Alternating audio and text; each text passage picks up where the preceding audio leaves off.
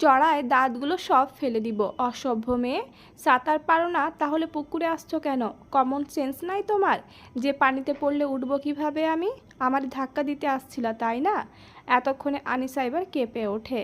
যে প্রশ্নের ভয় করছিল সেটাই সামনে এসে জিগাচ্ছে। এই মেয়ে বলো, শুধু ছোট বলে পার পেয়ে যাচ্ছ, নয়তো থাবড়িয়ে বেয়াদবি বের করে দিতাম। অসভ্য স্টুপিড গার্ল বলে আনিসাকে পাশ কাটিয়ে উঠে চলে গেল শ্রাবণ। এদিকে শ্রাবণ যেতে আনিসার চোখ বেয়ে পানি গড়িয়ে পড়ল। শীতে কাঁপতে কাঁপতে সেও উঠে দাঁড়ালো। পেছন ফিরে দেখল শ্রাবণ একেবারে শেষ সিঁড়িতে।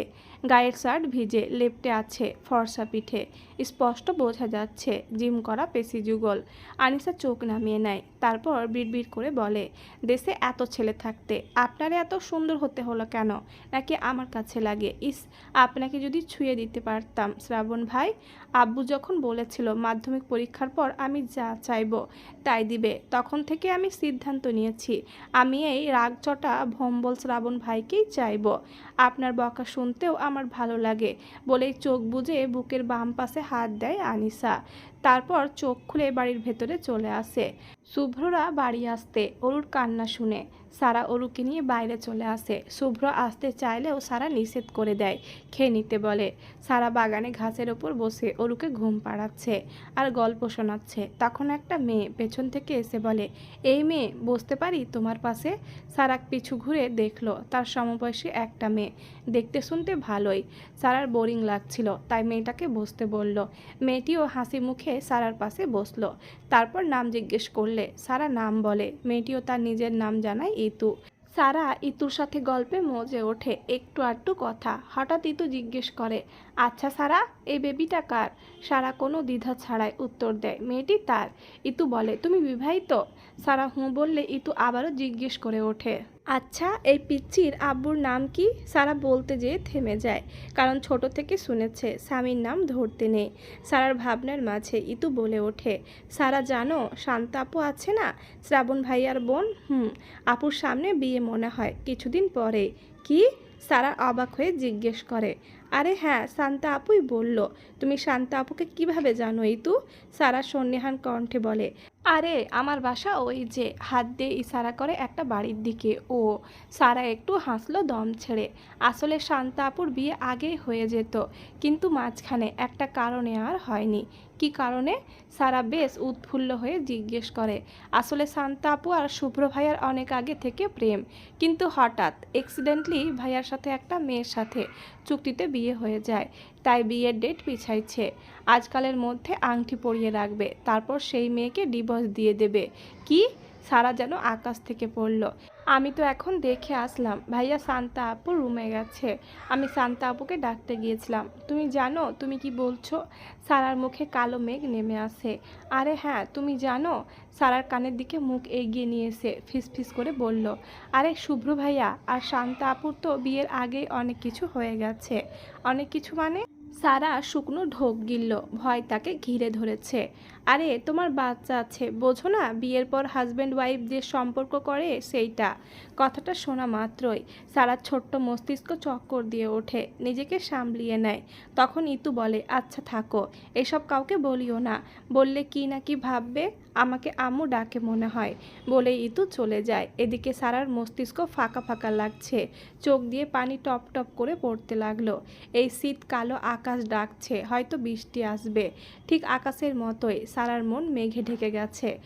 সারা ঘুমন্ত অরুকে নিয়ে বাড়ির মধ্যে ঢুকতেই বাইরে মুষলধারে বর্ষণ শুরু হয়। সারা অরুকে নিয়ে বাড়িতে ঢুকতেই দেখতে পায় শুভ্র রুমের দরজা চাপানো, ডাইনিং ফাঁকা। অন্য কর্নারের ঘরে বসে সবাই আড্ডা দিচ্ছে। শুভ্র চাচি, তার শাশুড়ি আর ছোট শাশুড়ি রান্নাঘরে। সারা রান্নাঘরে গিয়ে মিসেস আনিতাকে ডাকতে তিনি আসলেন। সারা অরুকে মিসেস আনিতার কোলে দিলেন। তখন মিসেস সুমনা এসে বলল, মা দাঁড়া, শুভ্রর জন্য কফি নিয়ে যা, ওর নাকি মাথা ব্যথা করছে। শান্তা এসে বলে গেল। শান্তার নাম শুনতে সারার চোখ জ্বলে উঠল, হৃৎপিণ্ড লাফাতে লাগলো জোরে। মিসেস সুমনা এসে সারার হাতে এক মগ কফি দিলেন একটা ট্রেতে। সারা হাঁটতে লাগলো শুভ্র রুমের দিকে মনের আতঙ্কে। দোয়া করছে মনে মনে, আল্লাহ সব মিথ্যা হোক, ইতুর কথা আমি সহ্য করতে পারবো না। শুভ্র খেয়ে ওঠে রুমের দিকে যেতে শান্তার সাথে দেখা। শুভ্র বেশ কঠিন কণ্ঠে বলল, শান্তা, এক কাপ কফি এনে দেবো না আমার? শান্তা হয়তো এটারই অপেক্ষায় ছিল। শান্তা তাড়াহুড়ো করে নিচে চলে গেল কফি আনতে। শুভ্র কোনো দিকে না তাকিয়েই রুমে চলে এলো। বেশ কিছুক্ষণ পর শান্তা খালি হাতে মুখ কালো করে কাঁদতে কাঁদতে শুভ্র রুমে ঢুকলো। শান্তা সিঁড়ি দিয়ে দেখলো সারা এই দিকে আসছে। সে তাড়াতাড়ি শুভ্র রুমে ঢুকে গেল। শুভ্র শান্তাকে কাঁদতে দেখে উঠে দাঁড়িয়ে বলল, কি হয়েছে? সাথে সাথে শান্তা দৌড়ে গিয়ে শুভ্রকে জড়িয়ে ধরল। টাল সামলাতে না পেরে দুজনে উল্টে বিছানায় পড়ল। ঠিক সেই মুহূর্তেই সারা দরজা ঠেলে রুমে প্রবেশ করে। বিছানার দিকে তাকাতে হাত থেকে কাপ পড়ে যায়। ঝনঝন শব্দে টুকরো টুকরো হয়ে যায় কাচের কাপটি। কিছু ভাঙার শব্দে শুভ্র তাকাতে দেখতে পায় নিস্তব্ধ সারাকে। এক মুহূর্ত দেরি না করে শান্তাকে জোরে ধাক্কা দিয়ে সরিয়ে ওঠে বসে। শুভ্র কিছু বলার আগেই সারা শান্ত কণ্ঠে বলে ওঠে, শান্তা আপু, আপনি এখানে কি করছেন? শান্তা চোখে পানি নিয়ে বলে উঠল, আমি তো এসেছিলাম এখানে। শান্তার বকার মাঝে সারা হাতে থাকা ট্রেটা ফেলে দিল মাটিতে, হাত দিয়ে দরজার ছিটকানি লাগালো। চোখ গেল বেলকনিতে। নাহিদ মোবাইল দিয়ে লুকিয়ে ভিডিও করছে। সারা তাকালো, তারপর শান্তার দিকে তাকিয়ে বলল, কি হলো বলেন আপু? আমার স্বামীর ঘরে কি করছেন আপনি? শান্তা এবার কেঁদে দিল। সে জানে এখন নাটক শুরু করতে হবে। ভিডিও চলছে। শান্তা ফুপিয়ে ওঠে, বলে, আমি এই ঘরে আসতেই শুভ্র ভাই আমাকে জোর করে জড়িয়ে ধরে বিছানায় নিয়ে যায় আমার সরলতার সুযোগ নিতে। শুভ্র রেগে গিয়ে শান্তার দিকে তাকাতেই সারা জোরে বলে ওঠে, মিস্টার শুভ্র তালুকদার, চুপচাপ বসুন। সারার মুখে নিজের নাম শুনে শুভ্র হাঁ হয়ে যায়। এ কোন সারাকে দেখছে? চোখ লাল টকটকে, এক প্রকার ফুঁসছে। সারা আবার বলে ওঠে, শান্তা আপু, আর কি করেছে উনি? শুভ্র বলে ওঠে, বিশ্বাস করো ও মিথ্যে বলছে। শান্তার দিকে তাকিয়ে এক ধমক দিয়ে বলে ওঠে, কুত্তার বাচ্চা, কি বলছিস এসব? শান্তা ভড়কে গেল, তবে ভিডিও চলছে ভেবে শুভ্রর হাত ধরে বলল, কি বলছেন শুভ্র ভাই? আপনি তো আমাকে ব্যবহার করছেন এতদিন, আজকেও তো। শুভ্র ফুঁসে উঠল। শুভ্র কিছু বলার আগে সারা এগিয়ে এসে শান্তার চুলের মুঠি ধরে ঠাস করে 4-5টা চড় লাগায় শান্তার মুখে। সারা আর শান্তা উচ্চতায় সমান হওয়ায় সারা চুলের মুঠি ধরে বলে ওঠে, তোর লজ্জা করে না আমার সংসার নষ্ট করতে আসিস? যে ছেলে বিবাহিত তার পেছনে ঘুরিস? বলে আরও কয়েকটা চড় বসালো। হঠাৎ আক্রমণে শান্তা কিছু বুঝে উঠতে পারেনি। সে কখনো ভাবেনি এমন কিছু করবে সারা। সারা ঠাস করে শান্তাকে ধাক্কা মেরে ফেলে দেয়। শান্তার কপাল লাগে সোফার কোনায়। কথায় আছে, মেয়েরা নিজের স্বামীর ভাগ ছাড়ে না। আসলেই সারা আজ প্রচণ্ড রেগে গেছে। বেলকনিতে থাকা নাহিদ কেঁপে ওঠে। শুভ্র কথা বলার ভাষা হারিয়ে ফেলেছে। এ কোন রণচণ্ডী সারাকে দেখছে সে? সারা হঠাৎ চিল্লিয়ে বলে ওঠে, নাহিদ ভাই, আপনি বের হবেন নাকি আমি বের করে নিয়ে আসব? শুভ্র ভুরু কুঁচকে বলে, নাহিদ কোথা থেকে আসলো? ঠিক তখনই নাহিদ বেরিয়ে আসে হাতে মোবাইল নিয়ে। কাল রাতে সারার শুভ্রর চিন্তায় ঘুম আসছিল না। প্রচণ্ড মন খারাপ লাগছিল, মাথা ব্যথা করছিল। তাই উঠে বাইরে ডাইনিংয়ে আসে ওষুধ খেতে, পানি নিবে বলে। তখন শুনতে পাই ফিসফিস কথা। রাতে যেহেতু কথা বাজে, আরও শীতে নিস্তব্ধ রাত্রি। সারা ওষুধ খাওয়া বাদ দিয়ে ফিসফিসানি কথা অনুসরণ করে ছাদের সিঁড়ির দিকে আসে। তখন তার ভূতের কথা মনে পড়ে। নিশ্চয়ই ভূতেরা প্রেম করছে, নয়তো কারোর ঘাড় মটকাবে, তাই পরিকল্পনা করছে। সারার চিন্তায় সারা নিজেই বিরক্ত। সারা ছোট থেকে সাহসী হওয়ায় ভূতে ভয় করে না তার। তাই সে পা টিপে টিপে ছাদের গেটের কাছে এসে উকি দিতে দেখল চাঁদের আলোয় শ্রাবণ আর তার চাচাতো ভাই নাহিদ দাঁড়িয়ে কথা বলছে। সারা চলে আসতে চাইল, কিন্তু কি মনে করে কান পাতল। মুহূর্তে চোখ বড় বড় হয়ে গেল তাদের ভয়ঙ্কর পরিকল্পনা শুনে। সারা শুকনো ঢোক গিলে নিচে চলে আসলো। আর তার বুঝতে বাকি নেই যে কাল সকালে কি হবে। সে নিচে এসে শান্তার রুমে গিয়ে চুপচাপ নিজের মোবাইলের রেকর্ড চালু করে বিছানার নিচে তক্তপোষে লাগিয়ে রেখে আসে। গ্রামের মেয়ে হওয়ায় কুটিল বুদ্ধি তার মাথা গিজগিজ করে। সে রাতে সেই জন্য শ্রাবণকে নিয়ে খারাপ স্বপ্ন দেখে অতিরিক্ত চিন্তার কারণে সকালে বাড়ি এসে নিজের ফোন নিয়ে বাগানে আসে। সেই শ্রাবণের বলা শান্তার সাথে কুটিল পরিকল্পনাগুলো সে শুনে ঠিক তখনই ইতু আসে। বুঝতে বাকি ছিল না ইতু নাহিদের প্রেমিকা, তাই সারা ইচ্ছে করে ইমোশনালের নাটক করে, কি কি বলে সেইগুলো রেকর্ড করতে থাকে নিজের ফোনে। এটা প্রমাণ পায় নাহিদের সাথে শান্তার অবৈধ সম্পর্ক আছে। সারা ভেবে পায় না মানুষ এত খারাপ কিভাবে হয়। সে যদি কাল রাতে পানি খেতে না আসতো তাহলে সে শুভ্রকে ভুল বুঝতো। আস্তে আস্তে তাদের সম্পর্ক খারাপ হতো। আর যাকে নিজের আপন ভাইয়ের জায়গা দিয়েছে সে কিনা তাকে বউ বানাতে চায়, ভাবতেই ঘৃণা জন্মালো সারার মনে। সারা মনে মনে বলল, আল্লাহ যা করে ভালোর জন্যই করে, নয়তো শ্রাবণ ভাইয়ের মতো নিকৃষ্ট মানুষকে সে চিনত না। একজন বিবাহিত, তার ছোট ভাই, বেস্ট ফ্রেন্ড, তার বোন আমি, আর সে আমাকে অন্য নজরে দেখে। এসব ভেবে নিজের পা দিয়ে সামনে এক লাথি দেয়। ভুল করে লাথিটা শান্তার মাজায় গিয়ে লাগে। শান্তা রেগে ওঠে। শান্তা উঠে সারা চুল ধরে বলে, তুই এসেছিস বলেই আমার কাছ থেকে শুভ্র ভাই হারাই গেছে, নয়তো শুভ্র ভাইকে আমি ভালোবেসেছিলাম আগে। শুভ্র বলে ওঠে, আমি কি তোকে কখনো ভালোবাসি বলছি? যেখানে তোদের সবাই রে নিজের আপন বোন ভেবে বড় করে তোদের শখ পূরণ করেছি, আর তুই বউ হবার স্বপ্ন দেখতি। সারা শুভ্রকে থামিয়ে দেয়, দিয়ে নাহিদের দিকে তাকায়। শুভ্র কয়েকটা চড় মারায়। ছেলেটার ঠোঁট কেটে গিয়ে রক্ত বের হচ্ছে। চুপচাপ দাঁড়িয়ে আছে, নিজের বাড়িতেই অন্যের হাতে মার খাচ্ছে। কি কপাল! সারা এবার শান্তার দিকে তাকায়। শান্তা সারা চুল ধরায়। সারার ব্যথা লাগছে। সারাও কম যায় না, এক হাত দিয়ে শান্তার চুল ধরে, অন্য হাত দিয়ে আবারও ঠাস করে চড় মারে। শান্তা মারতে আসলে হাত পিঠ মুড়িয়ে দেয়। শান্তা রেগে ছাড়ানোর চেষ্টা করে। সারা এবার রেগে বলে ওঠে, তুই শুভ্রকে ভালোবাসতি, তাহলে নাহিদের লোকে আকাশের সাথে সুতিস কেন বল? শুভ্র অবাক হয়ে বলে, কি? সারা রাগি চোখে বলে, আকাশকে তো মেরেই ফেললি। ফাতেহা আপু না বললে জানতাম না আকাশ ছেলেটাকে কিভাবে ঠকালি তুই। শান্তা রেগে বলে, এই বেয়াদব হাত ছাড়, আমি যা করেছি ভালো করেছি, তোর কি? শান্তার বলতে দেরি, শুভ্র এসে ঠাস করে চড় বসিয়ে দেয় শান্তার গালে। হুঙ্কার দিয়ে বলে ওঠে, ওর কি তাই না?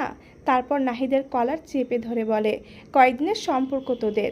নাহিদ কাঁপা কাঁপা কণ্ঠে বলে, 1 বছর। সারা হাসতে হাসতে বলে, মিথ্যে বলতে গলা কাঁপছে না? 2 বছরের রিলেশন আপনাদের, আপনার ডায়েরিতে লেখা আছে সব। ঘরের ভেতর এমন চিল্লাচিল্লি শুনে শ্রাবণের আত্মা কেঁপে ওঠে। সে ভেবেছে শান্তা সারাকে মারছে। একদিকে রাগ, অন্যদিকে ভয়। বাড়ির সবাই দরজায় ভিড় করে দরজা ধাক্কানো শুরু করলো। সারা মাথায় ওড়না ঠিক করে দিয়ে দরজা খুলতে রেগে গিয়ে বলে ওঠে। দরজা খুলে সামনে শ্রাবণকে দেখে ঠাস করে চড় বসিয়ে দেয় শ্রাবণের গালে। মুহূর্তেই বাড়ির সকলে অবাক হয়ে যায়, আঁতকে ওঠে সারার কর্মকাণ্ডে। শ্রাবণ রেগে রক্তচক্ষু নিয়ে সারার দিকে তাকাতেই সারা আবার একটা চড় বসিয়ে দিতে যায়, কিন্তু শ্রাবণ সারার হাত ধরে ফেলে। চোখ মুখ শক্ত করে তাকিয়ে রয়েছে সারার দিকে, যেন এখনই খেয়ে ফেলবে। তবে সারার এক ঝটকায় শ্রাবণের হাত থেকে নিজের হাত ছাড়িয়ে নিয়ে বলে, লজ্জা করে না আপনার নিজের ছোট ভাইয়ের বউয়ের দিকে নজর দিতে? ভাসুর হয়ে এমন করতে পারেন অসভ্য লোক? শ্রাবণ ধমকে ওঠে, কি বলছো? মাথা ঠিক আছে তোমার? সাথে সাথে শুভ্র, নাহিদার শান্তাকে নিয়ে ঘর থেকে বেরিয়ে আসে। সবাই রীতিমতো অবাকে আকাশের সীমায়। ফারুক তালুকদার আর ইব্রাহিম শেখ বসে আছে ড্রয়িং রুমে। কাজী এসেছে, বিয়ে পড়াবে। শান্তা কেঁদে কুটে শেষ। এদিকে নাহিদও বলছে বিয়ে করবে না, সে শুধু মজা করছে, তাই বলে বিয়ে করতে হবে? এই কথা শুনে শ্রাবণ রেগে যায়।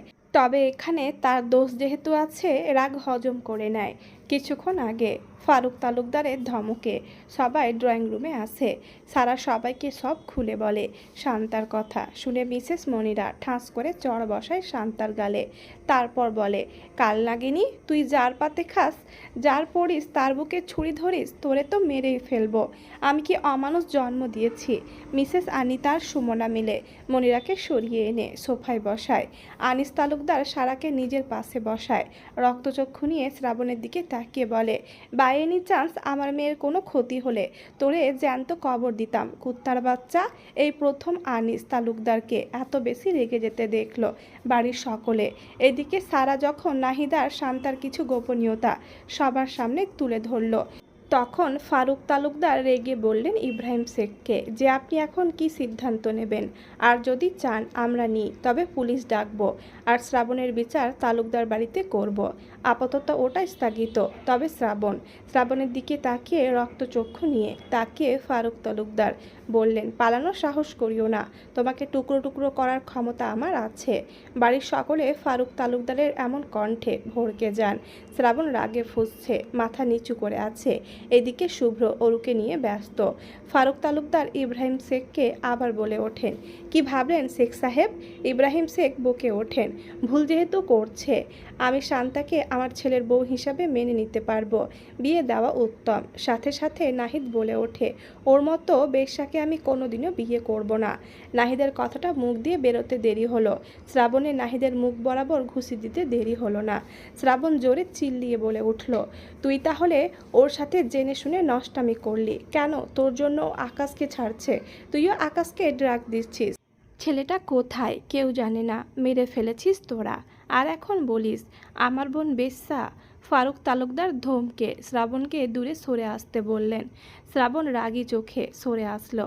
নাহিদ মাথা নিচু করে দাঁড়িয়ে আছে। ফারুক তালুকদার জোরে বলে উঠল, শুভ্র। শুভ্র দূর থেকেই বলল, বলেন আব্বু।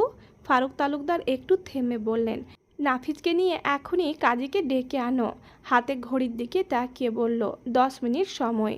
অরুকে মিসেস আনিতার কোলে দিয়ে শুভ্র নাফিজকে নিয়ে বেরিয়ে যায়।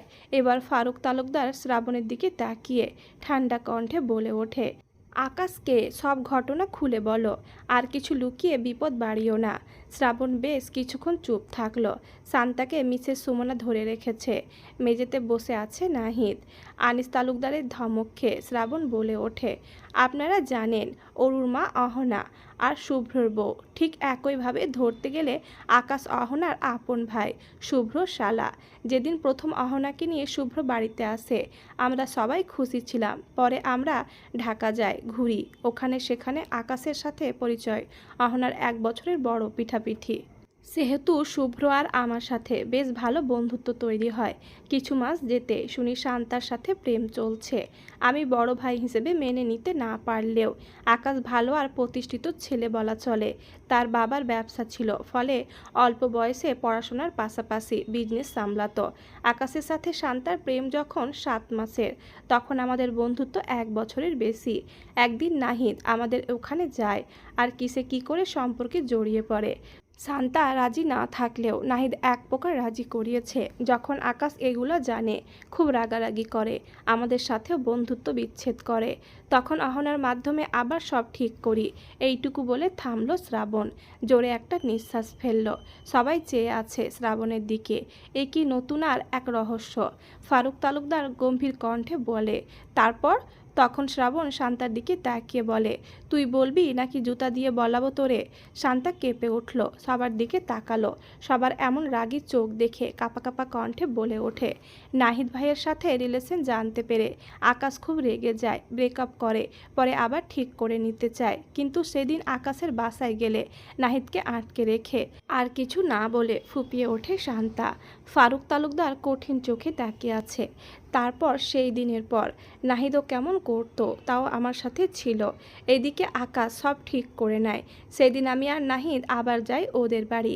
তবে আকাশ কিছু বলার আগেই নাহিদ আকাশের গলায় ড্রাগস ইনজেক্ট করে। প্রায় 6-7 ঘন্টার নেশা থাকে। তারপর সেদিন নাহিদের সাথে আমি তখনও বুঝিনি আমার কপালে কি আছে। আমি শুভ্র ভাইকে ভালোবাসতাম সব সময়, কিন্তু সেই দিনের পর থেকে নাহিদ একদিন পরপর ভিডিও দেখিয়ে ব্ল্যাকমেল করত আর আকাশের বাড়ি নিয়ে যেত। আকাশের সাথে নাহিদ সখ্যতা হয়েছে, কারণ নাহিদ গেলে ড্রাগস দেবে। আকাশ খাওয়া দাওয়া ছেড়ে সারাদিন ঘুমাতো, কিন্তু হঠাৎ আকাশ লাপাত্তা হয়ে যায় আর খুঁজে পায়নি বলেই চোখ দিয়ে পানি ফেলে শান্তা। শান্তার কান্নায় সবার রাগ হয়, এত জঘন্য কেউ হতে পারে? এদিকে নাহিদের এমন কথা শুনে সবাই ঘৃণায় মুখ ফিরিয়ে নেয়। এত খারাপ সন্তান ইব্রাহিম শেখের নিজেই ভাবতে পারছে না। এরই মাঝে শুভ্র আর নাফিজ চলে আসে কাজী নিয়ে। শ্রাবণ ফিজেল হাসল। শুভ্র আনিসার পাশে এসে দাঁড়ালো, সাথে ফাতেহা। অরু ঘুমে। সারা চুপচাপ বসে আছে, মনিরা রেগে বম, আনিস তালুকদার চুপ, রিয়াকশন বোঝা যাচ্ছে না। বাড়ির মহিলারা সবাই চুপ। ফারুক তালুকদার কিছুটা গম্ভীর স্বরে বলে ওঠে, আজ দুটো বিয়ে হবে এখানে। তালুকদার বাড়ির দুই মেয়ের, শান্তা আর সারা। আমার কথার ওপর কেউ কথা বলার সাহস করবা না, আমার সিদ্ধান্ত শেষ, নয়তো জেলে যাবা। ফারুক তালুকদারের কথা শুনে সবাই হতবাক হয়ে গেল। কি বলছেন তিনি? শুভ্র বিস্ময় স্বরে বলে ওঠে, মানে হলো আমি সারা আর শান্তার বিয়ে দিব। বাড়ির সকলে অবাক। আনিস আস্তে করে বলে উঠল, কি বলছো ভাইয়া? সারা বিবাহিত। ফারুক তালুকদার বেশ রুষ্ট কণ্ঠে বলে উঠল, আমি চাই নাহিদার শান্তার বিয়ের পর শুভ্র আর সারার বিয়ে হোক। এতদিন যেহেতু চুক্তি করেছো সবাই, সেহেতু আমি চাই চুক্তি জিনিসটাই সারা মামুনি জীবন থেকে সরাতে। আমি চাই না আমার কথার পিঠে কোনো কথা আসুক। ফারুক তালুকদারের শেষ কথায় আর কেউ কিছু বলল না। আসলে এই মেয়েটার কপালে চুক্তি লেখা হয়েছিল, এখন যদি সেটা খণ্ডন করে নতুন করে শুভ্রর বউ হিসেবে পাকাপোক্ত করা হয়, মেয়েটা সুন্দর একটা ভবিষ্যৎ পাবে। সবার ভাবনার মাঝে ফারুক তালুকদার বলে ওঠে, কাজী সাহেব বিয়ে পড়ানো শুরু করুন। কাজী এসে সব লেখালেখি শুরু করে। নাহিদকে কবুল বলতে বললে নাহিদ একদমে তিনবার কবুল বলে দেয়, কিন্তু শান্তার বেলায় কবুল বলতে বললে শান্তা বলে না। তখন শ্রাবণ একটা ধমক দিতেই শান্তা কেঁদে ওঠে, বলে কবুল কবুল কবুল। তারপর রেজিস্ট্রেশন কাগজে স্বাক্ষর করে 5 লক্ষ টাকা দেনমোহরের বিনিময়ে বিয়ে সসম্পূর্ণ হয়। ফারুক তালুকদার হঠাৎ কী ভেবে বলেন, আমরা আজকেই সিলেট ব্যাক করব আর শুভ্র আর সারার বিয়ে সেখানেই দিব। ফারুক তালুকদারের হঠাৎ মত পরিবর্তনের কারণ কেউ বুঝে না, তবে তার কথার পিঠে কথা বলার সাহস কারোর হয়নি এখনও। সন্ধ্যা 7টা, সবার গোছানো শেষ। শান্তা একবারও রুম থেকে বের হয়নি, লজ্জায় কষ্টে মাথা কাটা যাচ্ছে তার। মিসেস মনিরা কয়েকদিন থাকবেন এখানে মেয়ের কাছে, হঠাৎ তো আর রেখে যাওয়া যায় না। মিসেস মনিরা আর শান্তাবাদে সবাই বেরিয়ে গেল তালুকদার বাড়ির উদ্দেশ্যে। যেভাবে এসেছিল সেভাবেই যাচ্ছে। তবে আসার সময় যতটা না সারার মুখে শ্রাবণের জন্য ভালোবাসা ছিল, যাওয়ার সময় সারার চোখে তার দ্বিগুণ ঘৃণা স্পষ্ট। শুভ্রর চোখ সামনে, মুখমণ্ডল স্বাভাবিক। আনিশা মোবাইলে গেম নিয়ে ব্যস্ত। শ্রাবণ একটা দীর্ঘ শ্বাস ফেলে বাইরে তাকালো। নিজের প্রতি নিজেরই ঘেনা লাগছে। সে তার নিজের ভুলের জন্যই সারাকে সারা জীবনের জন্য হারিয়ে ফেললো হয়তো। আর কখনো হয়তো সারা তাকে ডাকবে না, সেই মায়াভরা চোখে তাকাবে না, কোনো কিছুর আবদার করবে না। শ্রাবণের শান্তার জন্য খারাপ লাগছে, এটা সত্যি। তার বোন শুভ্রকে ভালোবাসত, তবে নাহিদার আকাশের সাথে যখন খারাপ কাজে জড়িয়ে পড়ল, তখন সে নিজেই বুঝলো তার বোন ভালোবাসার যোগ্য না। তাই সে আর শুভ্রর সাথে বেশি মিশতে দেয়নি শান্তাকে। যতই খারাপ হোক, বোন তো বোনই হয়। বিয়ে দিয়ে দিয়েছে, তার বোনটাও তার থেকে দূরে চলে গেল। শ্রাবণ বিড়বিড় করলো, আমি হাত দিয়ে যা ছোঁয়ার চেষ্টা করি তা সব সময় তামাক পাতার মতো জ্বলে গিয়ে আমার হৃদয়টাকে ক্ষতবিক্ষত করে ছাড়ে। গাড়ি চলছে নিজ গতিতে। শুভ্র শান্ত, শ্রাবণ অশান্ত, সারা ঘুমিয়ে, আনিশা ঘুমিয়ে গেছে অনেক আগে। হঠাৎ শুভ্রর বলা কথায় শ্রাবণের মুখে জড়ালো হাসি ফুটে ওঠে। সে হয়তো এটাই আশা করেছিল তার ভাইয়ের থেকে। যতই হোক, বেস্ট ফ্রেন্ড তো। দীর্ঘ পথ পাড়ি দিয়ে রাত 3টার দিকে সবাই একটা খাবার হোটেলের সামনে থামে। শুভ্র বেরিয়ে সারার হাত ধরে নামায়। মেয়েটার জ্বর এসে গেছে। প্রচণ্ড রেগে গেলে মেয়েটার জ্বর আসে, শুভ্র জানতো, তবে আজ বুঝলো। সারা ক্লান্ত শরীর নিয়ে গাড়ি থেকে নেমে দাঁড়ালো। প্রচণ্ড খিদে পেয়েছে তার। সবাই রেস্টুরেন্টের ভেতরে ঢুকে গেল। শীত হাওয়ায় চারিদিকে কুয়াশার চাদরে ঢাকা। সারা মাথা উঁচু করে দেখলো রেস্টুরেন্টের নাম। বিশাল বড় বোর্ডে লেখা সন্ধ্যাবতী রেস্টুরেন্ট। সারা শুভ্রর দিকে একবার তাকিয়ে হাত ধরে হাঁটা শুরু করলো। শুভ্র সারার কপাল চেক করে দেখলো অল্প জ্বর, তবে শরীর ক্লান্ত। কিছু খাইয়ে ওষুধ খেলে ঠিক হয়ে যাবে। শুভ্র, সারা আর আনিসা হেঁটে যাচ্ছে গাড়ির সাথে হেলান দিয়ে। বুকে হাত গুজে সেদিকে তাকিয়ে স্মিত হাসলো। সবাই ভেতরে গিয়ে টেবিল বুক করে খেতে বসলো। এই শীতের রাতে গরম গরম রুটি আর গরুর মাংস অর্ডার করলো ফারুক তালুকদার। সবাই সম্মতি দিল। সবাই সবার মতো খাওয়ার পর মিসেস আনিতা অরুকে ফিডার খাওয়ালেন। শুভ্র পকেট থেকে টাফলিন বের করে সারাকে দেয়। সারা পানি দিয়ে খেয়ে নেয়। চোখ মুখ বসে গেছে মেয়েটার। সবাই আবার গাড়িতে গিয়ে বসলো। এখন যেন আরও বেশি কুয়াশা রাস্তায়। সামনের দিকে কিছু ভালোভাবে দেখা যাচ্ছে না। শুভ্র খুব সাবধানে ড্রাইভিং করছিল এতক্ষণ। এবার শ্রাবণ ড্রাইভিং করছে, চোখ গাড়ির মিররে সারা আর আনিশার দিকে। মেয়ে দুটো একে অন্যের ঘাড়ে, আর একজন মাথায় মাথা রেখে ঘুমাচ্ছে। শ্রাবণ হাসলো, তারপর গাড়ির স্টায়ারিং ঘুরিয়ে খালি গলায় গেয়ে উঠল, মেঘের ওপর আকাশ ওড়ে, নদীর ওপার পাখির বাসা, মনে বন্ধু বড় আশা, যাও পাখি উড়ে যাও, তারে কয়ো আমার হয়ে, চোখ জ্বলে যায় দেখবো তারে, মন চলে যায় অদূর দূরে। শ্রাবণ থামে, নিঃশব্দে শ্বাস নেয়। তখনই গাড়ির সিট থেকে মাথা উঁচু করে শুভ্র গেয়ে ওঠে, বুকের ভেতর নোনা ব্যথা, চোখে আমার ঝরে কথা, এপার এপার তোলপাড় একা, যাও পাখি বলো তারে, সে যেন ভোলে না মোরে, সুখে থেকো ভালো থেকো, মনে রেখো এই আমারে।